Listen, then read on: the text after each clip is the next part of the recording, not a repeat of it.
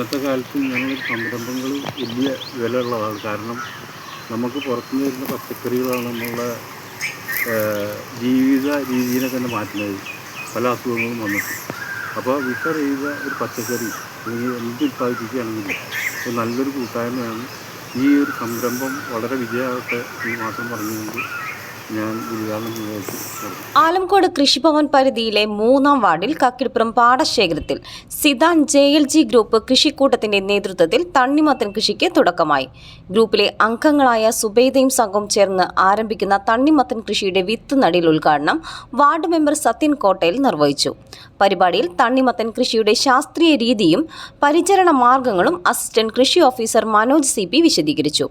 ഗ്രാമപഞ്ചായത്ത് അംഗം സുലോചന സ്വാഗതം പറഞ്ഞ ചടങ്ങിൽ കൃഷിക്കൂട്ട അംഗങ്ങളായ സുബൈദ, സത്യ എന്നിവരും മറ്റു കർഷക അംഗങ്ങളും പങ്കെടുത്തു. ഗ്രാമപഞ്ചായത്ത് അംഗമായ സുലോചന സ്വാഗതം പറഞ്ഞ ചടങ്ങിൽ കൃഷിക്കൂട്ട അംഗങ്ങളായ സുബൈദ, സത്യ എന്നിവരും മറ്റു കർഷക അംഗങ്ങളും പങ്കെടുത്ത് സംസാരിച്ചു.